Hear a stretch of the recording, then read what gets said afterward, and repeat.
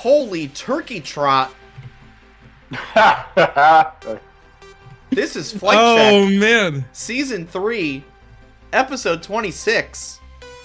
We're back once again, talking all aspects of FlyQuest, the organization. So much to discuss. Namely, who's that coach? We don't even have the Pokemon silhouette. It's Clefairy. I hope, if there's a coach named Clefairy, I hope we sign him.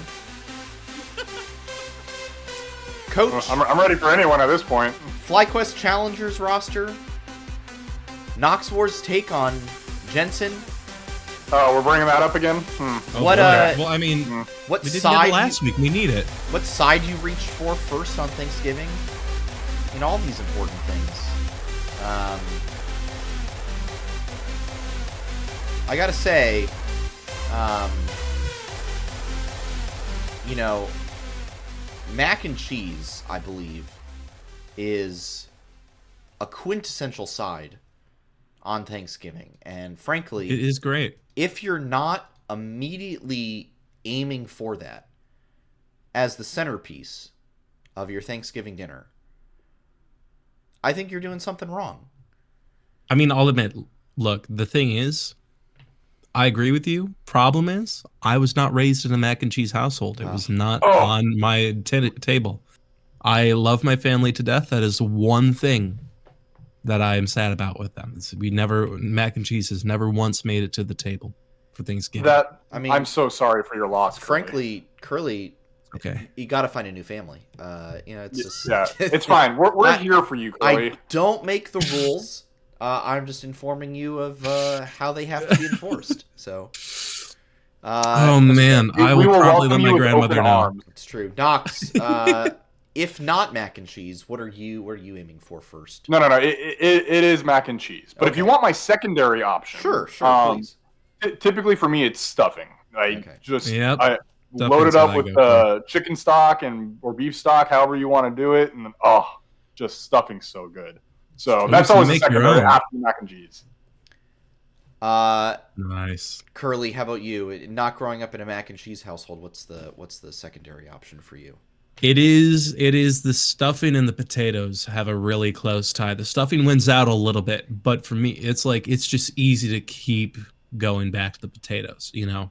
Agreed. See, I always save the mashed potato, because I always get the rolls, right? And so I'll load it with mashed potatoes, and I'll put some turkey and a little bit of gravy, then stuffing, and then I gotta make sandwiches out of it. So that's what the mashed potatoes has got to be saved for. I can't be having mashed potatoes on its own. It's gotta come together as the ugly amalgamation that is the Thanksgiving sandwich. Oh yeah, I'm taking my stuffing and I'm putting it on the same fork as my mashed potatoes. It's the true way. Absolutely, big combo. I like it. 100%. I like it. Now, how do we feel about cranberry sauce on this pot? It's absolutely a no-go over here. That is all right, Sandy. It's disgusting. It's a day two for me. It's never a fresh thing for me. I gotta enjoy. Do you have it with the leftovers? I have it with the leftovers, absolutely. But day of, not happening. Okay. All right. See, I am secretly an enjoyer of cranberry sauce, especially if it is like the fresh made with the lumpy cranberries. I like it a lot. What's the take on alternatives to turkey? So like this year I did Cornish hens. Cornish hens are good, actually. That's kind of based. That's actually it's really based. And I like that. Someone I work with mentioned that they did duck at their Thanksgiving, which they said smelled absolutely fantastic. Like Peking duck or or what kind of duck? I guess they didn't specify. It might have been Peking duck because I think there is some. There is some of that influence on her side. Okay. Or on her fiance's side of the family, maybe. So. See, for me, the alternatives to turkey are always my aunt and uncle are veg, and so whatever they bring, I always like to see what it is. Are they busting out that tofurkey? Is that what they're bringing? They had it once. Actually, there was a I can't remember one year. They had a really interesting roast from one of the major plant-based producers, and it was actually pretty good. It was solid. Like there's always good stuff. But this year is there's a big Italian population where I'm from, and there's a specific restaurant that we always have get our Christmas stuff, and so they started doing this thing where it's artichoke hearts instead of chicken for like a French, like chicken French, so artichoke French. Huh. And they also use cauliflower flour, or no, they use a different flour because my aunt is also, sensitive to gluten. That shit was amazing. It was really good. I loved it. That does sound pretty good. Okay, yeah, so Curly, we're going to Thanksgiving this year? Your grandma's house? Dude, absolutely. Please come over to Grandma's house. She would love you guys. I would love showing you guys around New York. It is amazing. I know just the brewery to bring you guys to afterwards. My grandfather knows the best Italian dessert places because he grew up on the east side. Like, let me tell you, the Curly household is great for holidays. You heard it here first, folks. This is where you got to go next Thanksgiving. This is the Hit Curly up. we gotta get the Addy. We gotta find it out. Well, and I think one final thing, which will help me segue to our first topic of the day. I think we can all agree that gravy is the unifying force that brings all these wonderful 100%. And absolutely. And much like gravy can take these varying sides and pieces of the Thanksgiving meal, an LCS coach can bring together the disparate pieces of a roster and mold them into a unifying plate that all can enjoy in their LCS Thanksgiving season. Unfortunately, FlyQuest has not been linked with any coach, any coaching staff, and we seem to be at a bit of a loss for who exactly is running this team. And so that's why I'd like to change the channel to everyone's new favorite reality show, FlyQuest Coach Search Factor Idol. With your three judges of Curly QQ, Sandy Toes, and Noxwar. We don't All right, who's going to be the peers? We don't really have like the Ryan Seacrest host here, but there's a lot of candidates. A lot of candidates. And I don't really know where to begin.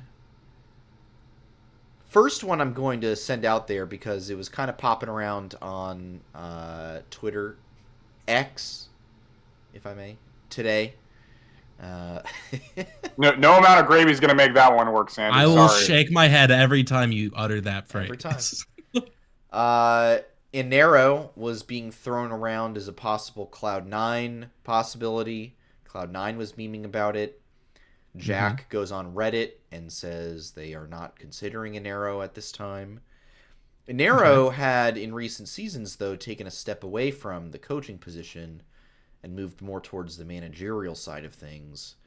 Is Inero the person to take over this FlyQuest role?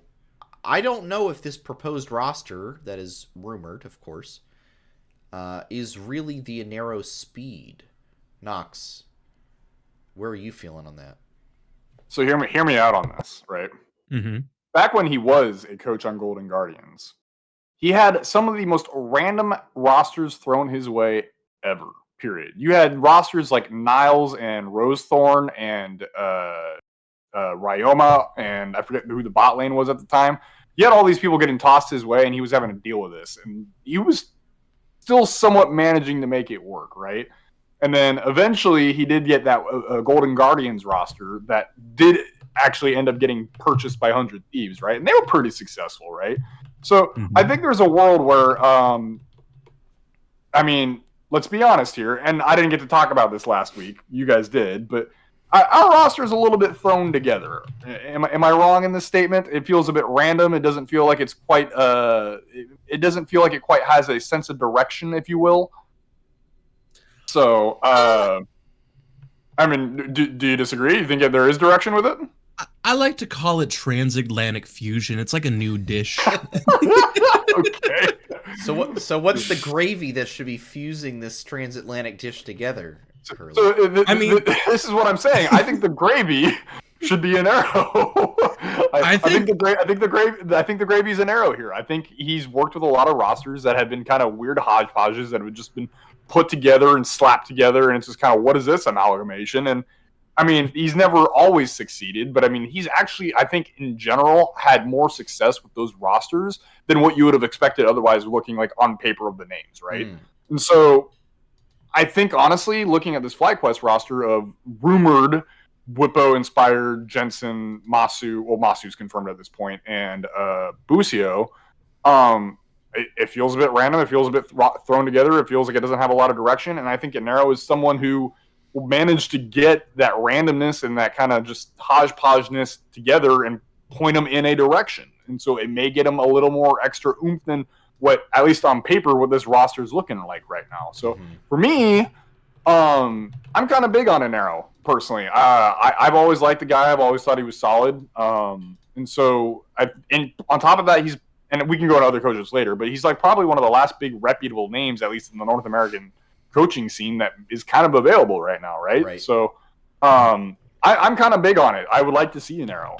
Whether it's actually going to happen or not, I have no idea. I have no clue whatsoever. But I'm fully on board with the fly and arrow train. I think he would work with this roster. Sure. Curly, where are you on Inero and or any other coaches that might be of interest? I mean, so with Inero in particular, I think he would be a great fit. Like what you saw from his tenure on Golden Guardians as both a coach and a manager, and like even outside of like what you see on the Rift or what he's accomplished, you see a passion that he has for his players. Like if he's going to guide a group, he's all in on them. Like think back to that Eric, like Heckin Rishi, like clip, like back at semifinals against FlyQuest. Like he is so passionate about the successes of his team. And so that's something that I would love to see, because I think a coach should always be passionate about their players. And then on top of that, he's unafraid to go his own direction, you know, as seen with Golden Guardians. Like he will do what he thinks is best and he will stand his ground. And I think having a confident coach is an amazing thing, because if the person that is telling you what to do is confident, like you're going to be inspired to do that. You know, it's going to help morale of the team overall, and it's going to provide some guidance to this seemingly unguided team where we can't tell the direction. He'll provide that direction, you know?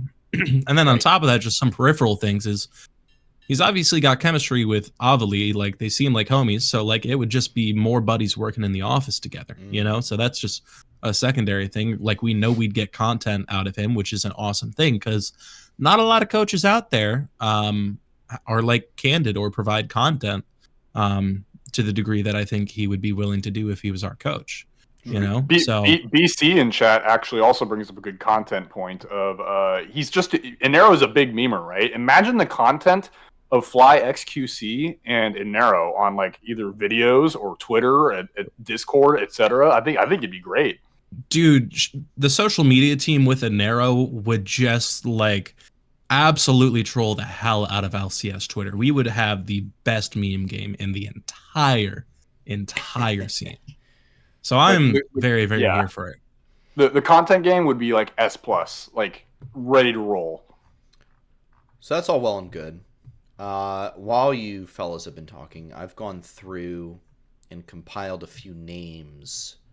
I'm just going to kind of read out to you, and I want to see if any of them stand out. There's one in particular that stands out to me.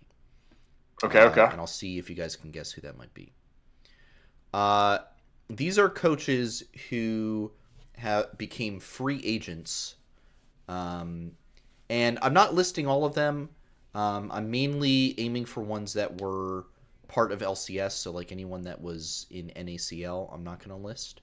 unless they were like particularly well known. Like if Spawn for some reason had been a free agent, I would have said Spawn.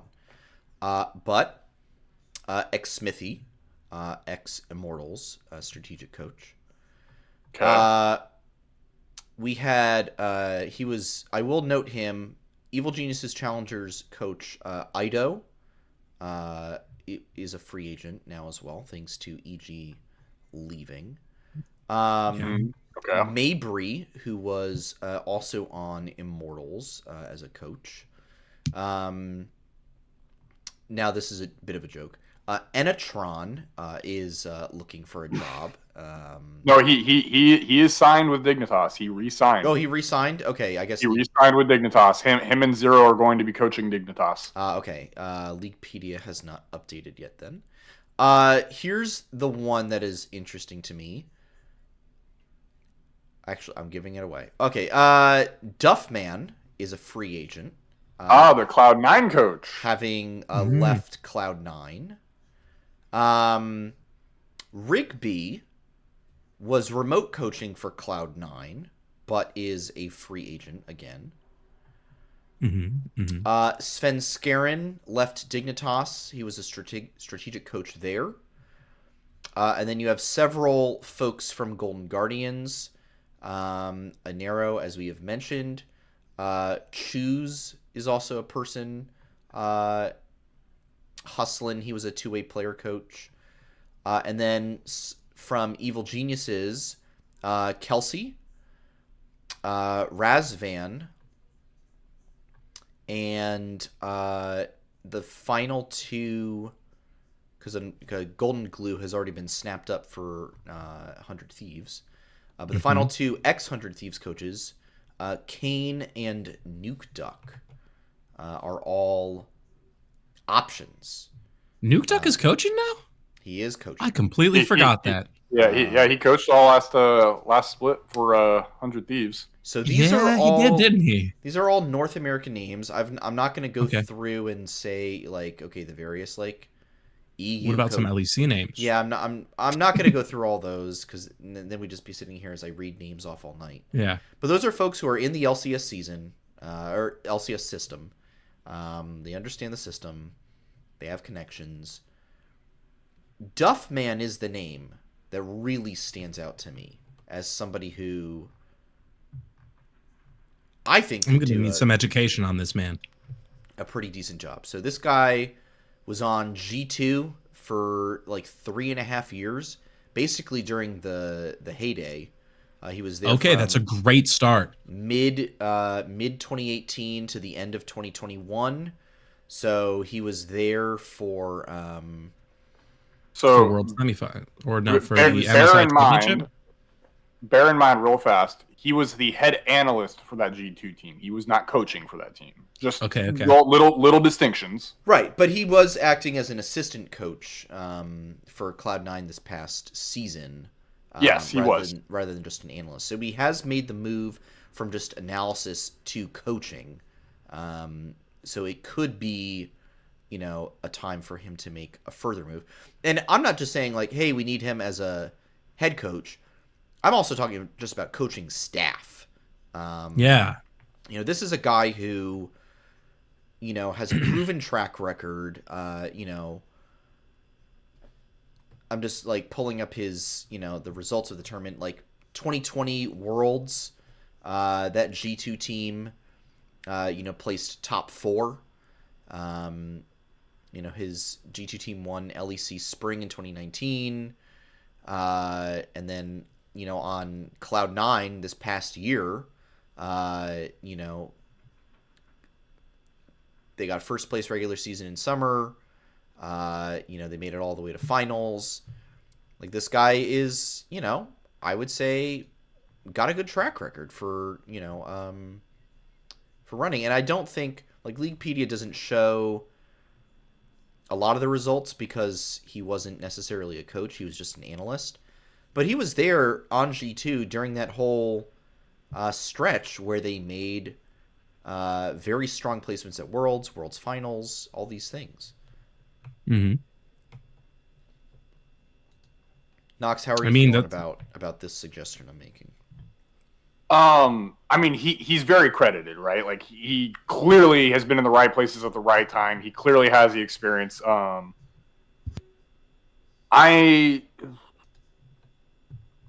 my only thought process, and I'm going to just, as a reminder for anyone listening, Richard has not been listed anywhere as being off of the FlyQuest team, and he was the LCS assistant coach for FlyQuest this past year. Yes. So whoever you are getting, you are most going to likely be pairing with Richard. With that said, I'm not opposed to Duffman. He seems very, very intelligent. Seems very, very on top of his stuff. I'm just trying to think if how well him and Richard would get along, and that's kind of the only question mark I have about it. I think it's just one of those things, like, because he really only because he started in May for Cloud9, so he was only there in summer, right? I don't know what to necessarily make of that, especially because if you compare it to spring, where they took first and they won overall and they went to MSI, and then they come back and, like, they still looked okay, don't get me wrong, but they end up floundering at the end in playoffs and losing to NRG, and then they go to Worlds and they also didn't look so good too well either. I'm a tad bit hesitant, right? Mm-hmm. But, like, at the same time, like you said, his accolades are impressive. He's super, super good, and he's been in the right areas at the right times, and he's really, like, especially in G2, right? Like, he's clearly done something to make those teams succeed. So he's got potential there. I guess I'm just not 100% sold. Mm-hmm. There may be better options out there that may just slightly fit better with this particular team. But I mean, him also being European, I mean, and having been on G2, he could probably handle the tough personalities that are supposedly, I keep saying supposedly, but let's be honest, it's pretty much already locked in. The tough personalities of Bwipo, Inspired, and Jensen, who are pretty notoriously, like, they have big personalities, right? They are very, very, like, this is how things should be done. And so he is someone that I do think should be able to ring those in, right? Because another person who's really caught my eye, and then a lot of people keep suggesting, and I really love the idea, I just don't think it would work well, would be Kelsey Moser, right? The EG head coach. I really, really love Kelsey. I think she's great. She's super freaking smart, and I think she says all the right things. I just don't know if she has a strong enough of a personality to be able to wrangle in Bwipo, Inspired, and Jensen, who are, like, some of the three most boisterous, like, big personality people in the scene here in North America, right? Right. So I think Duffman would absolutely be someone who could do that. So in a way, yeah, I think right now, Duffman, you're probably onto something, Sandy. I think he may be the leading candidate that would probably be the best coach for us. I just am not 100% sold and would need to look and consider other coaches at the same time, you know? For sure. See, I personally, I really like the idea of Kelsey. Like, I think the whole big personality thing, I get where you're coming from with that. I think she would just be able to outbrain them to get them to shut up if they were being cocky. Like, I'm going to be so honest. Like, I feel like, just, you know, based on what we saw from the direction she was able to take EG, I think when it comes to game time, she doesn't take shit. Mm-hmm. I think she's very serious about her craft and, like, would be willing, like, she'd be able to demand the respect when it is due to her. So I would, like, if that was something that came across, like we saw Fly Kelsey, I'm 100% for it. Especially, I feel like particularly she'd be really good at connecting with the younger bot lane because of her constant attention in the NA development scene that, like, some other coaches might not quite have, you know? And then especially with Bwipo, because a lot of his personality comes from the fact that he has such a breadth of knowledge of the game. And so if people can't keep up with that, he doesn't, like, you know, it's just like, it's a conversation he doesn't really want to have, because it's like, all right, well, I know this and you don't know that. Why even talk about it? Right. Kelsey, as you said, really freaking smart, knows her shit. So I feel like Bwipo would respect that. And when it comes to Inspired and Jensen, I feel like, you know, when it comes down to it, EU players, you know, even if they have big personalities, they sit down and do their job when they know it's what they need to do. Mm-hmm. So I think she would be a great front runner. out of like the other options out there. So, And out even of if it curiosity, wasn't, Charlie, yeah. who would you prefer then, Duffman or Kelsey as the head coach for FlyQuest? Personally, I would prefer Kelsey. I think Okay. part of it I think might come from me having a deeper knowledge of like her experience and her accolades. Like I'll admit that's probably part of it, but like I also I don't know, I think the direction she would be able to take this team would be really good. And regardless, if you combine both of them on a staff, that might just be a dream team right there. So, what else did you have then, Sandy? Or I guess who's your secondary favorite behind? Well, I was Duffman? also looking at Kelsey, but I was also looking at potentially Kane as an option. But I was also thinking about like, okay, are there any players out there who might consider going the coaching route? And so someone who kind of showed up on my radar as I was looking through that list was Sven Skjeren. He got some coaching experience while he was with Dignitas this past season. And again, I'm not necessarily saying like, hey, this is the guy I want to be the head coach. I'm specifically talking about like, hey, these are Just a coach. These are brains and voices that I think are respected, that I think would bring good perspective and able to contribute something to this roster next year. Fair. So, between some amalgamation, I think, of like Duffman, Sven Skjeren, Kelsey, and Richard, perhaps, I think we could set ourselves up in a pretty good position. And then, of course, you never know. There could be somebody, who's EU based, or maybe some Korean coach, or who knows what, who could come over. It's not like coaches take up an import slot. That's not anything too difficult there. But yeah. So the world is truly the oyster for FlyQuest. But yeah, I think what I would like to see ultimately is some definition put in to who is running this team, who is shaping things. And Curly and I talked about this a bit last week, but I'm just going to reiterate it because another week has gone by with, no word on it. Who is running this team? We still don't know. It's November 27th. Yeah. We are a week into off-season, like official off-season has started, not just verbal agreements and whatnot. And we don't know who's the general manager. We don't know who's really making these decisions. We don't know who all these players that, Sheep Esports is reporting as having verbal agreements with FlyQuest. I don't know who Inspired has a verbal agreement with. I don't know who he has been talking to. And, I'd like to know that information because I think it informs us potentially as to what we might expect this roster to try to accomplish. So, I mean, if anything for me, the only one I would really want to know is GM, because at this point, I've become so attuned to patiently waiting for FlyQuest news. It could be like 6 minutes before LCS broadcast, and they tell us who's on the team, and I'm like, oh, cool. Yeah. I'm like, all right, FlyQuest, thanks for telling us. Yeah. Nox, I don't know if you have any, take on that, because Curly and I did discuss it last week, but we didn't get to hear your thoughts on. I mean, it is annoying, right? Because it's kind of been the one frustration about like reading Reddit and things like that. Even like last year, right? So like Papa Smithy came in, became president, and through the pros and the cons of all of last year, right? Because there were pros and cons. As bad as the last summer was, there were pros and cons at various ends of it. Papa Smithy was the one taking credit for everything, right? Whether it was good, whether it was bad, and whether it was him, whether it was not. And so for me, it is frustrating to see because it's like as much as I love Nick, there were criticisms that he deserved to have levied at him, and then there were things that he did do that he wasn't getting credit for.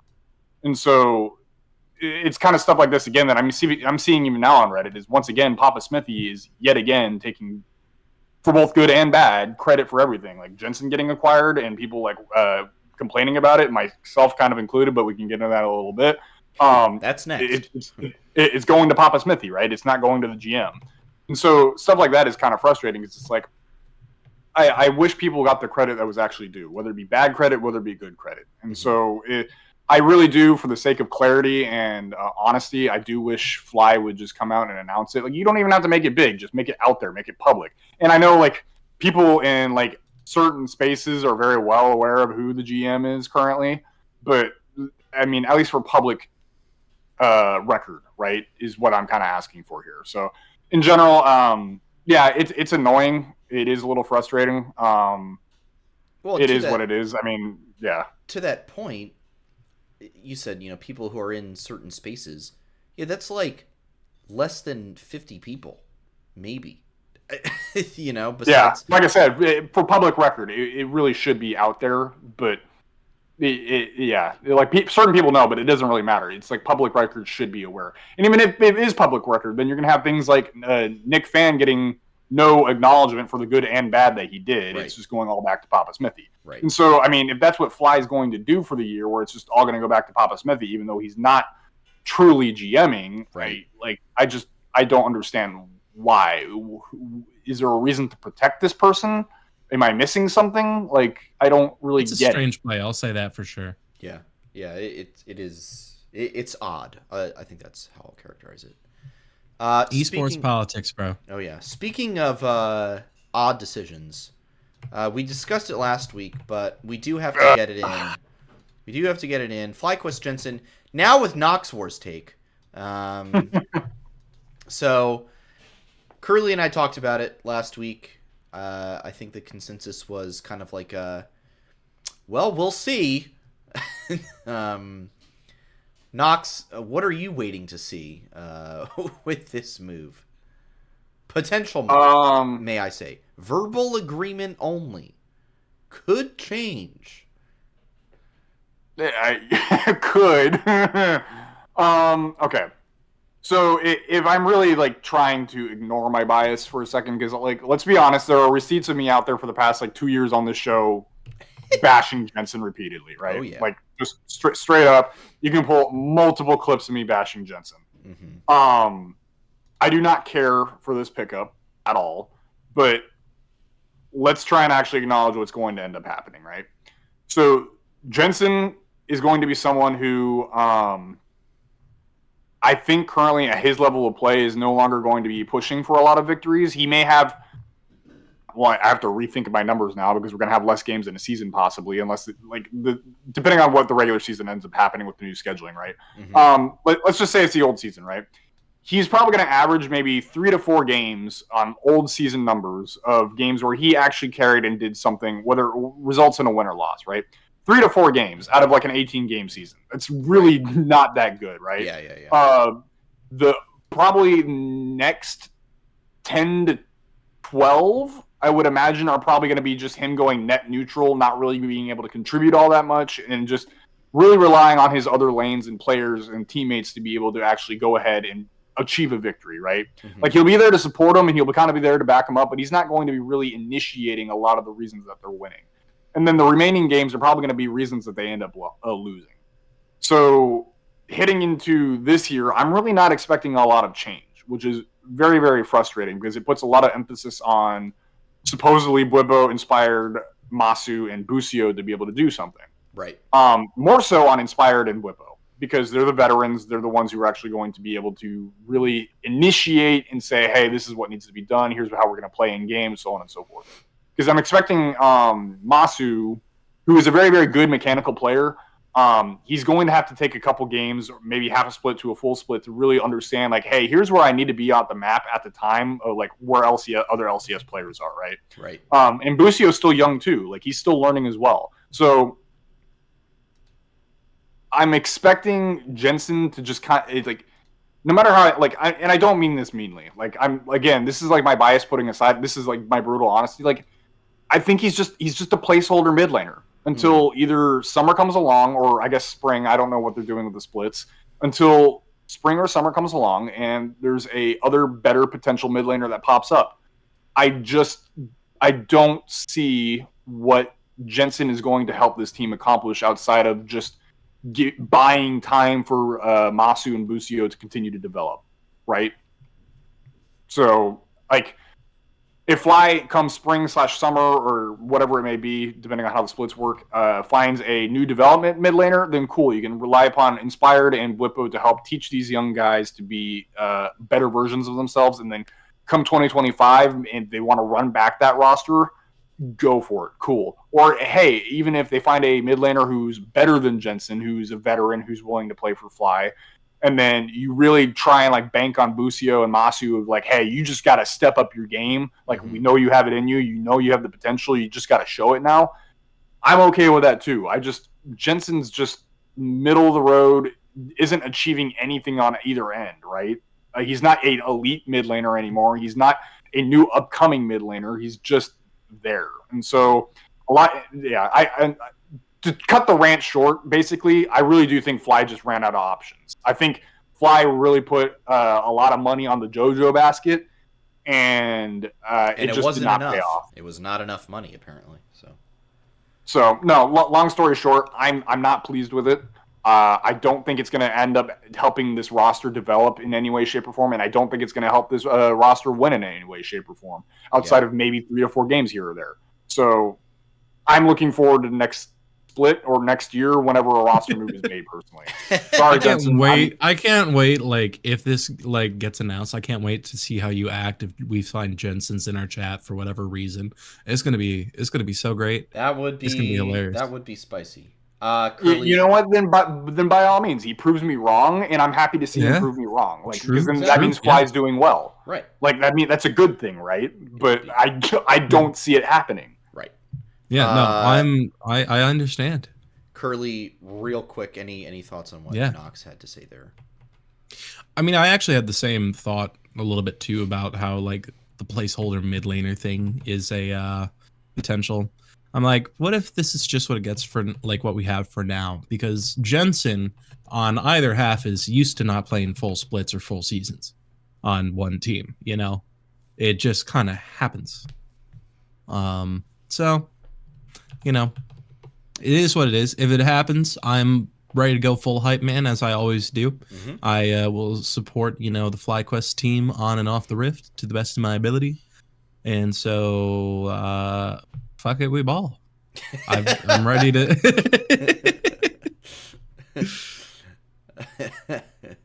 We ball. All right, great. Well, let's move into some more theorizing now. Last topic of the on the League of Legends side. Let's talk about where things could be going with FlyQuest challengers. Now, Nox, talking to you before the show, sounds like a lot of Tier 2 has not really begun to move at all, waiting for LCS dust to settle before teams start to pick up the scraps and see who they might put together for NACL. But as it stands, we don't have anyone, I believe, on our NACL roster. I think that is true at this time. Yes, because Faisal was let go, Yuji was let go, Spearaxe has moved to Maryville University, Mossy was promoted, and then Winston was let go. And then all the coaches have also left as well. So yeah, pretty much everyone is gone. Yeah. So this is going to be a brand new team, which is exciting, right? But it's also a little scary because there's no history for us with this roster. What players are you interested in seeing FlyQuest go after? I'll quickly start by saying I really think picking up a hot prospect development mid laner should be the number one priority, in my opinion.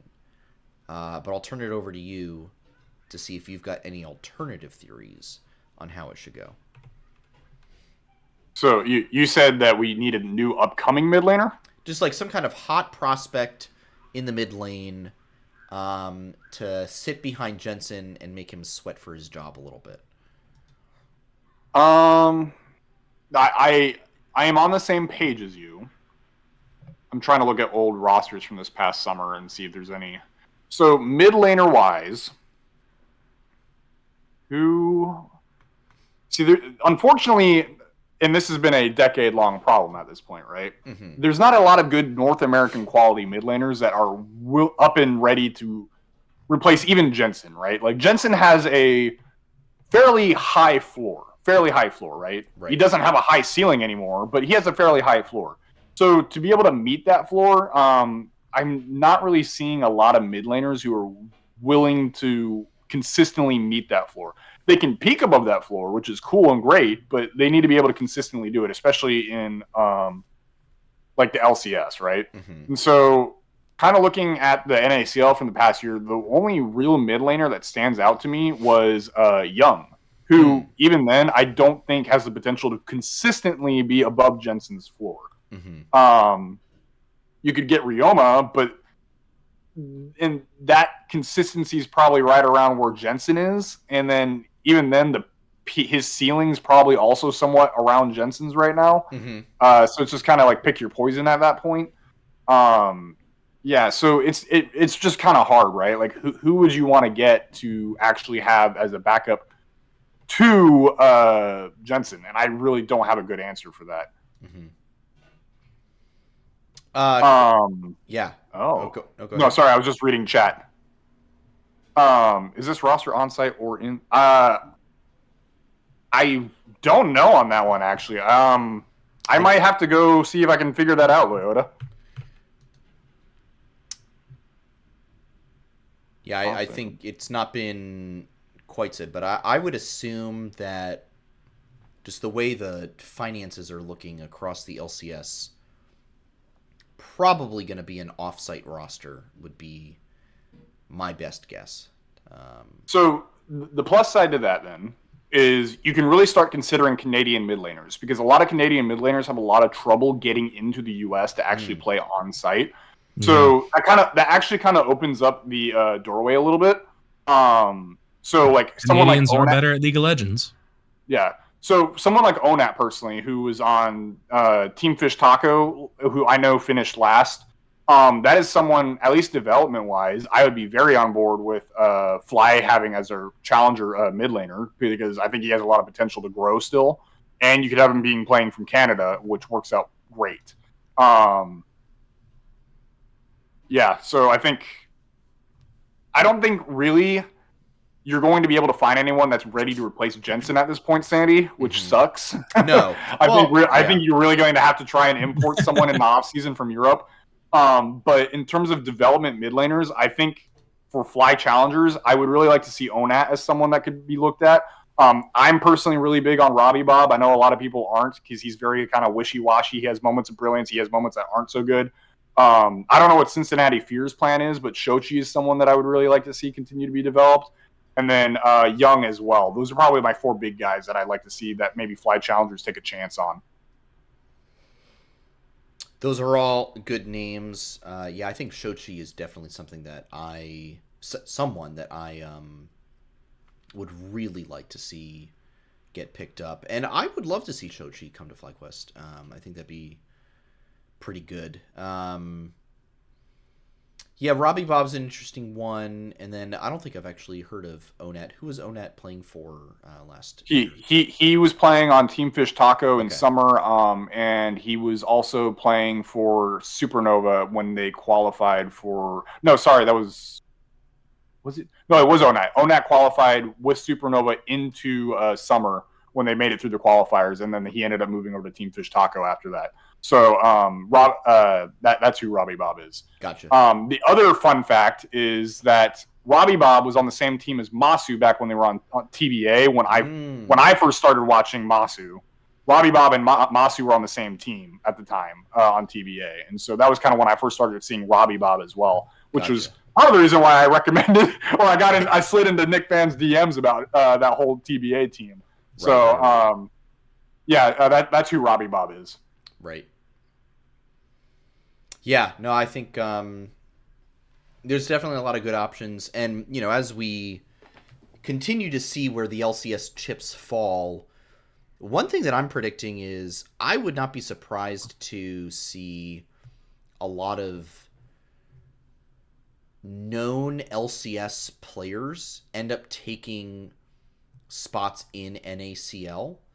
I think, they have the options of, I'm going to take spring off to stream and grind, go do a Korean boot camp, all these kinds of things.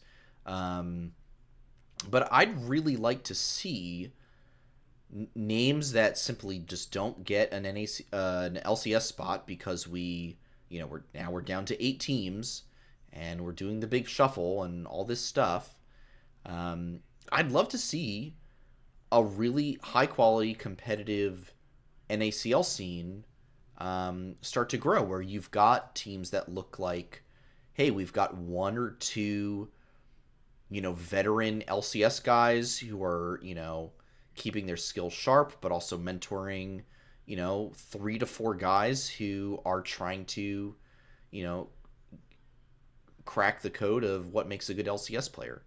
And I think that could make for also a very exciting, competitive, and entertaining NACL season, which is, always a good thing beyond just the, hey, who are the, best non-LCS players who deserve a shot. So that would definitely be fun. I know we had other Fly stuff to talk about, but do y'all want to kind of talk about the power struggle that's happening between NACL and CLOL right now? Sure. Lay it on me. Yeah, give us the update, man. Talk to us about it. I would love to hear. So, from my understanding, and this is hotly debated, right? There's no clear consensus on this. You have people arguing in favor of CLOL. You have some people still arguing in favor that because NACL is still technically the tier 2 below the LCS, it's still the more valuable place to be in terms of playing and developing and so on and so forth. But there's a lot of people arguing that CLOL is probably right now the place to go because all of the franchise teams have left, right? There's no more money flowing in. It's very hard for players to actually make a living and actually practice and take time to try and do well in this league. Whereas CLOL is looking a lot more enticing because you can go in and I will say scholarships are not what they used to be. Colomer will confirm for that one, right? People aren't getting paid as much to be able to go to school and play at the same time. Right. But the thing is, when you go to school, you're still getting an education at least. And so you can play at the same time as well as getting an education. So you might start seeing some of these tier 2 guys, or in very rare cases we had EG and Golden Guardians just leave the scene. That's 5 players that are just up for grabs, right? Or 10 players that are up for grabs, right? Yeah. So, you might see some of these guys going to CLOL too, because it's like, well, maybe it's time for me to go to school and I can still play on the side. And then maybe if I go to a good school, I go to say Maryville University or St. Thomas, these guys may offer me scholarships still, right? So things like that are kind of happening right now where people are debating. It's like, well, you're in the tier 2 scene, you're playing against FlyQuest Challengers and Team Liquid Challengers, which do still have resources coming in somewhat. At least you're going to have coaching staff there who know what they're talking about to be able to help you out, even if it's not in person, compared to maybe say Team Fish Taco, who I know isn't in the, or you know what, let's go with Lit Esports because they just qualified in, right? Mm-hmm. Someone like Lit Esports who these players are scattered all around the country, maybe not even in the country. I think there's a couple Canadian players on there that are playing up in Canada. They're all spread over. They don't know each other in real life or anything like that. They don't have a lot of in-person camaraderie. The actual development of becoming a pro player is a lot harder that way, right? But at least you're playing against teams like TLC and FlyQuest C that can maybe help you grind the sword against the rough stone a little more. That make you a little cutter or a better cutter or a harder edge. You know what I'm trying to say? Yeah. So I guess what are y'all's thoughts on that? Do you think CLOL is kind of like taking over a little bit better now as like maybe the more priority scene that should be players should be going to, so that way they're at least getting education on the side, and the more players that funnel in, the better the competition becomes? Or should players try and stay in the NACL and play against like FlyC and TLC, which are maybe probably more top tier, as well as Disguised, who's making sure the rosters they put together are very well put together, and even Cincinnati Fear, who's been around for a little bit, right? Like, and it's more like the grinding your sword against the rough stone and making sure it's a better sword at the end of the day. Mm-hmm. Right. So I guess what are y'all's thoughts on that? I think from a player perspective, it kind of depends on what you're hoping for. Because if you're hoping for more of a competitive edge and more of an opportunity to like catapult yourself into the professional scene, you got to find your way into NACL, because even with the roller coaster it's been through this year and the uncertainty of the future of it, as it is right now, it's still the best gateway into the LCS. So if you want to get up on that big stage, you think you can make it, that's where you have to be. But if you want to be able to play, and this isn't saying you're less competitive, but if you want to be able to play and make it so that even if that doesn't work out, you still got something, CLOL is definitely more appealing. And then maybe as that pool kind of gets more talented players in it, like if somehow that gravitates more to it, and then okay, now it is also the competitive edge. So even though it won't get me right into the LCS, it'll make me a better player, and it'll force LCS teams to look at me. Like, it's kind of, it really is what matters more to you in the moment and what kind of path you want to take. It's kind of high risk, high reward of the NACL, or lower risk, higher, longer potential. You know, it's like, do you take the hedge fund for like a 1-year turnaround, or do you take the government bond in 10 years, you know, you'll make 10% more? That's what it sounds like to me based on what you gave me. Yeah, so. I think it's difficult, and because I think it's going to depend on each player and kind of like what you said, Nox, you know, what they are looking for and what they need. Because if you're committed to, hey, I'm going to go to Maryville or Harrisburg or, you know, St. Thomas, Winthrop, you know, wherever you end up going. And you're saying, I'm committed to playing on this team for 4 years, and I am going to get my degree, and then we're going to see where things are at after that. And if there's, you know, an LCS position or an NACL position open after those 4 years, then great, and maybe I'll go for it. But if not, hey, at least I got my degree. Or you've got some folks who, and I think we see this a lot, they're like, all right, I've joined XYZ college, and they're there for like half a split or a split, and then they're like, all right, now we are, you know, now I'm joining this, you know, amateur team, or I'm doing this instead. And, you know, then that's like, okay, cool, they've been going to school, but they didn't graduate, you know, they didn't like they didn't finish the thing that they set out, you know, that they said they were going to go do. And so unfortunately it feels like the CLOL scene ends up becoming kind of like a placeholder for folks a lot of the time, where it's just kind of like, all right, I'm going to bide my time, and, you know, see what better opportunities, you know, await me. But in the meantime, now the rest of the T2 scene is kind of falling apart, in ways. Not even in ways. It's just falling apart. Is. And, you know, here's what I would love to see.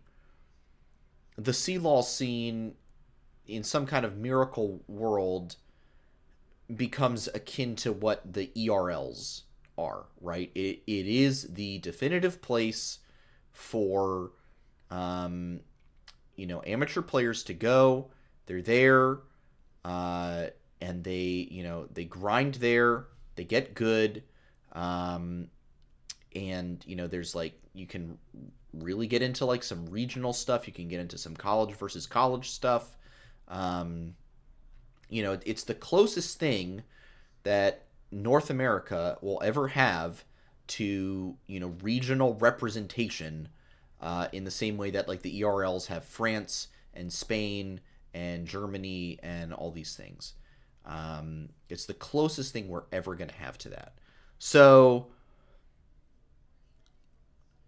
that is what I would like to see. It ends up becoming like, look, if you've got a player who is, really good, and it's like the NBA, he plays one season in college and then he forgoes, his degree, his or her degree, and declares for the LCS draft, bring the LCS draft back, and you get a hotshot college prospect, with your first pick of the draft, things like that would be very fun to see. Is it practical? Is it possible? I don't know so much about that.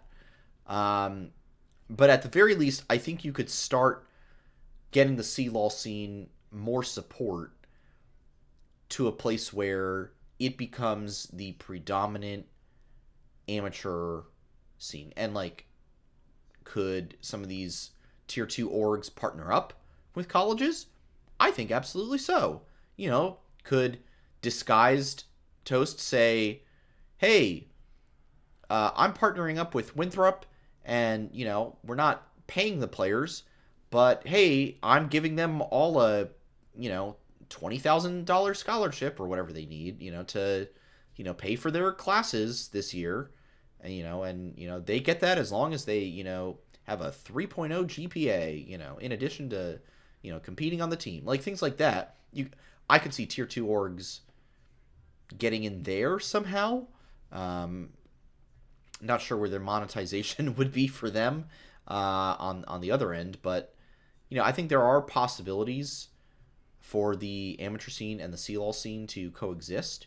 But I wouldn't mind seeing the CLOL scene take a bigger step up.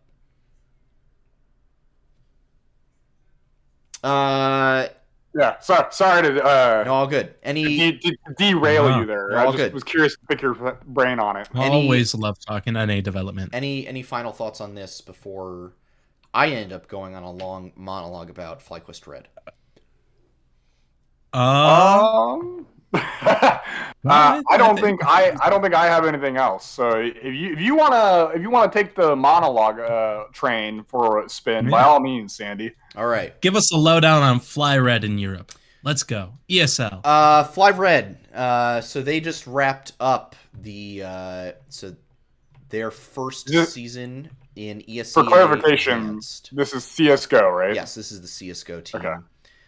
So they just wrapped up. Actually, it's CS2. CS:GO doesn't exist. That's true. Anymore. This is the CS2 team.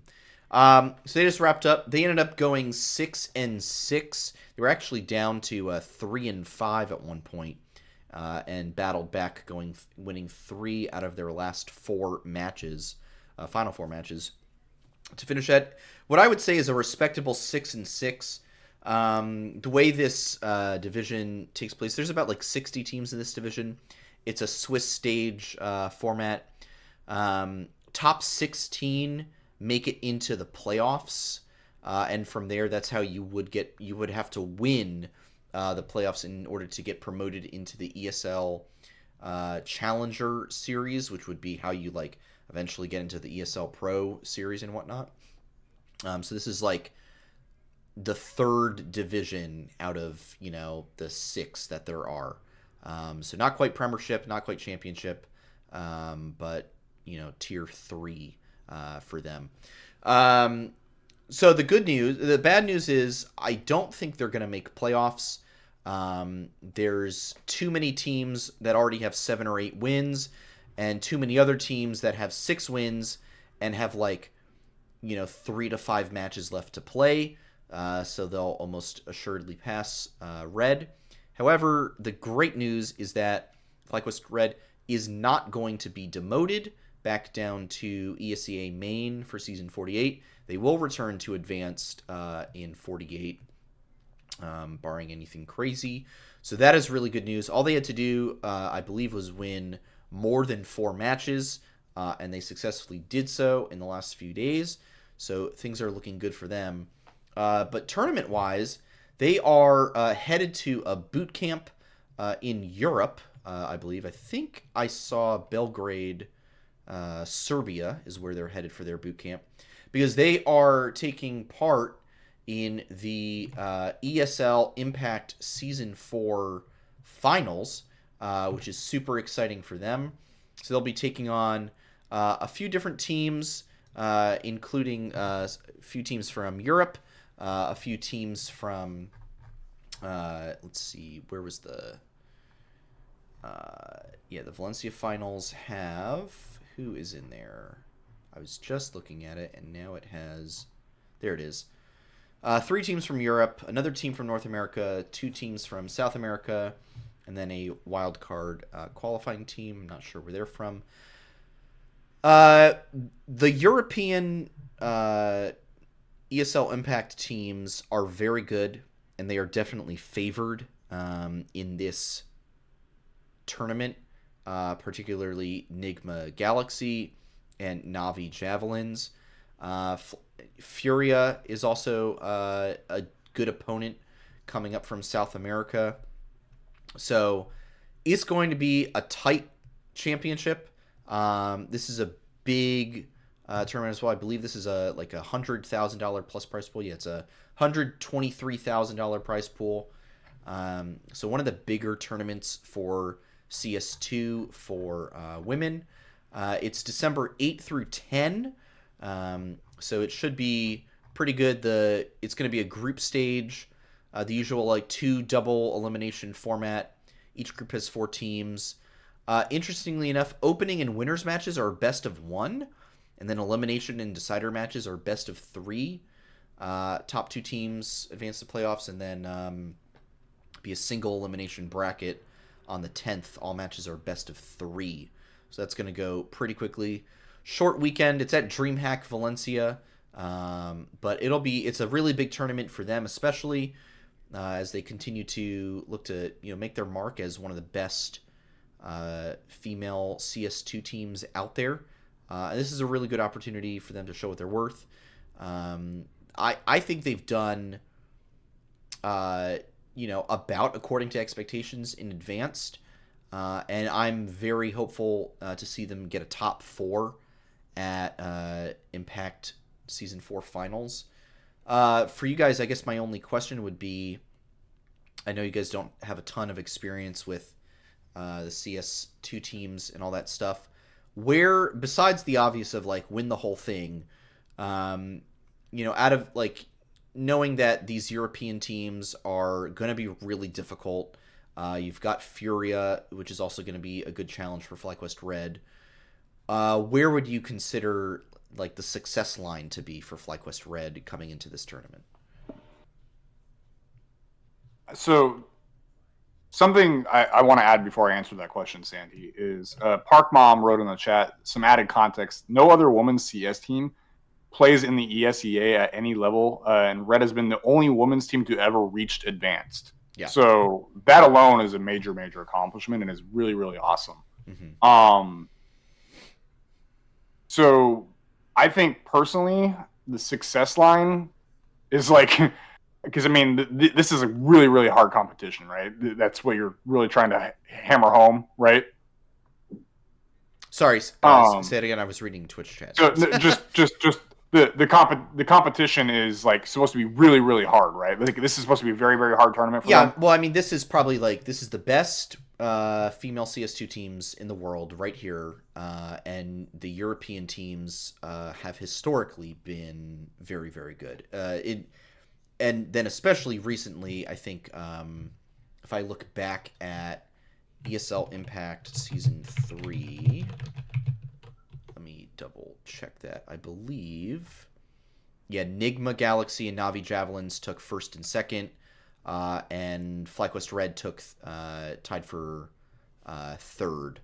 They made it top 4, and then it got 2-0'd by Navi Javelins, who then got 2-0'd by Nigma Galaxy. So the thing is, you don't want to go up against Nigma Galaxy. Basically, they're good. So then I would say I think the success line is just making the top 4. That almost sounds like what's expected, right? Which I think for me would mean that would be what is successful, right? So I think they make top 4, and as long as they're not getting I know when you get like 2-0'd in League, it's like, damn, that just sucks. Yeah. You get 2-0'd in CS, though, it's kind of different though. Like the rounds can be like really, really close overall. You could be like 17-15, or I forgot the exact round number that it goes to, but like it can be really, really close overall. 16. So as long as the rounds are close, I think you could be 17-15 because you got to win 2 in a row once you get to that point, right? Yeah. I think 16, I believe, is the magic number that you need. Okay. So I mean, as long as like the rounds are close, even if it's a 2-0, I mean, if you're top 4 and the rounds are close in that the top 4, like I'm cool with it. Like you guys did great or the girls did great at that point, right? So good for them, and that's kind of what I'm hoping for. Yeah, Curly, how about you? I'm going to follow you guys in setting the trend. Top 4 is where we should be. I know that it's sounding like, especially in CS, that this squad is really dominant, and that we're lucky that we were able to get them, and I'm happy to see them. And also seeing Parker's hype in chat, I can't help but root for the best for them. Hell, I want to see them take it all the way, and with the sounds fit, they might have a shot. So who knows? Let's go. Fly red, baby. Thank you, CLG/NRG, for dropping them and giving us the easiest pickup of all time. Final thing in the non-LCS League of Legends world for FlyQuest. Do you want to mention Razzo, the FlyFighters, our Guilty Gear Strive player? He's been popping off. Yeah, went to France this past weekend for Ultimate Fighting Arena 2023. Tons of games were played there. There was Mortal Kombat 1, Tekken, DBZ, Street Fighter, and she took part in 2 events, both for Guilty Gear Strive. Ended up getting top 8, finished tied for 5th in Guilty Gear Strive singles, and then ended up winning 2v2s for Guilty Gear Strive, teaming up with Yumisho. So huge stuff coming out from Razzo over the weekend. So absolutely need to give her the absolutely need to give her props for it's the pressure of competing in a tournament is one thing, but then it's like you're flying all the way to France to play in this tournament. You're probably going up against a bunch of people who you've never played before because you're in freaking France. Like, it's not like you're going to, a local or, a tournament that you go to in NA every single year where pretty much everyone who's competing and you know how they play. You're going into an environment that is, not your own. You're not going to be comfortable in, or not at your most comfortable. And she came out and she freaking performed. And it's so good to see the players that we are signing.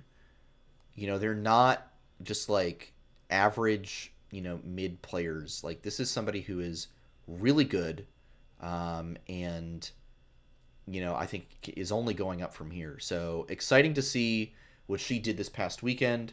So I want to make sure she gets the props. Any thoughts from you guys on kind of like how the FlyFighters thing has been going overall most recently?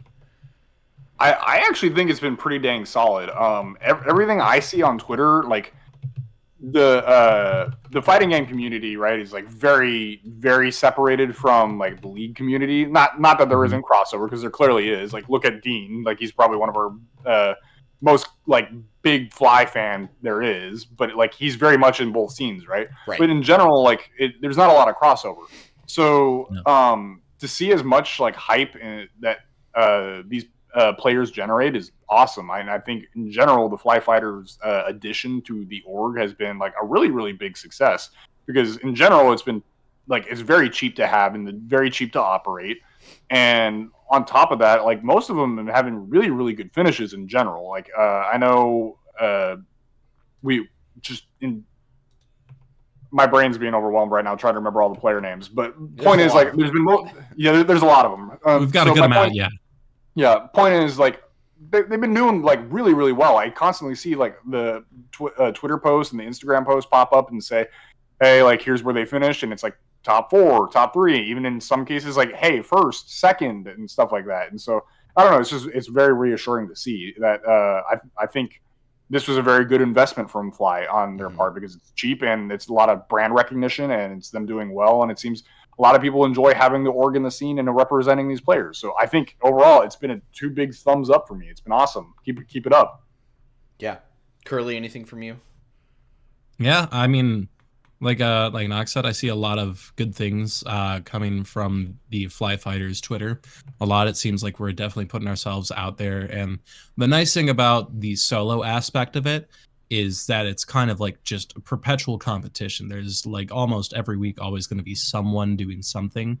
And so we're just consistently, like for FlyQuest as a brand, that means we're constantly on the minds of people in various aspects of the fighting scenes, but also it just means like we've got a lot of opportunities to, you know, show the success. Show the success. And as Parker, him being here tonight has actually been one of the greatest points of like information. It sounds like Tempest, another one of the Fly Fighters, won a Korean tournament during Worlds Finals. So FlyQuest was in Korea, just not playing League of Legends, and we won. So good job, good job, FlyQuest. Yikes.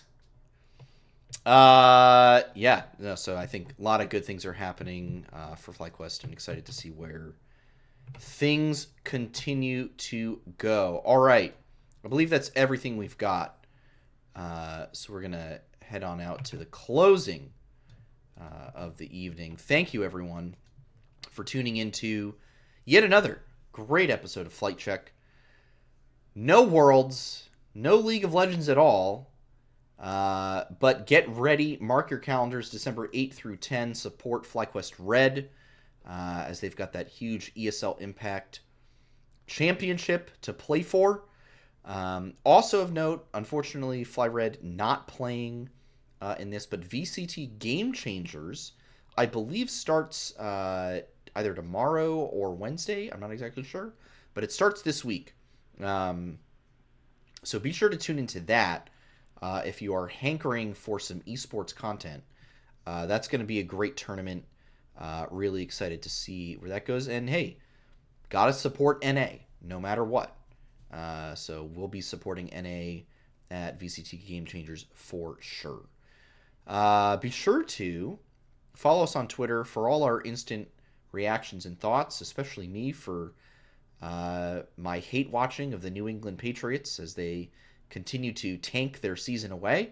You can catch the show at Flight Check Crew, myself at Santos DB, Nox at Noxwar with 2 R's, and Curly at Curly_QQ_.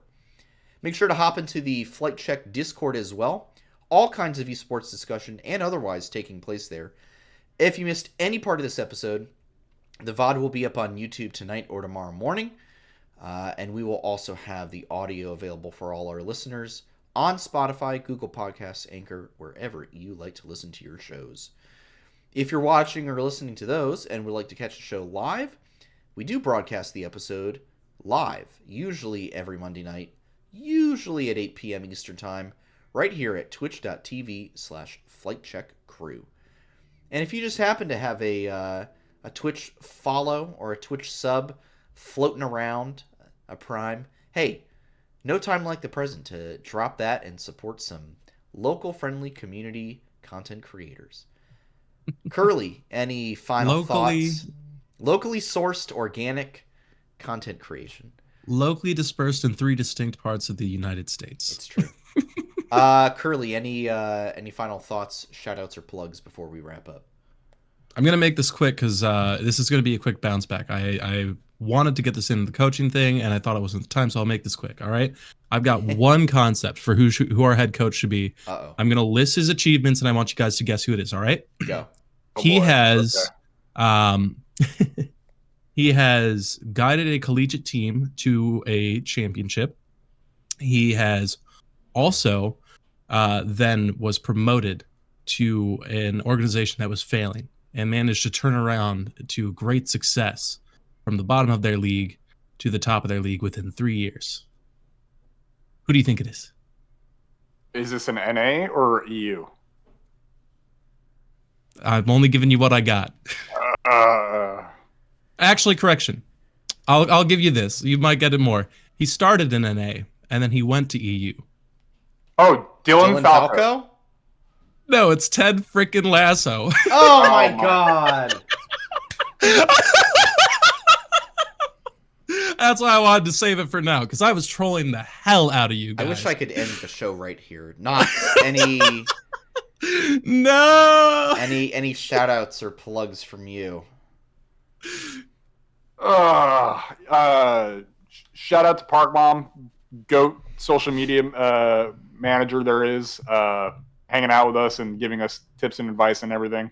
And then I'll leave it at that. Shout out to Park Mom, just an absolute boss. My shout out this week is going to Chad Ryland, the New England Patriots kicker. Thank you for checking your PayPal right before missing a field goal that would have tied and sent it to overtime. By losing this game, the Giants now have a much lower chance of taking away a high draft pick from the Patriots. Caleb Williams, come on down. You're the next contestant on The Quarterback is Right with the New England Patriots. All right. Shout out. We'll be back real soon to discuss whatever off-season news is going on. But for now, we'll just say stay safe out there. Do not forget to hit the head on the nail. And we'll see you all very, very soon. Adios, everybody. Have a good one, guys. Peace, y'all.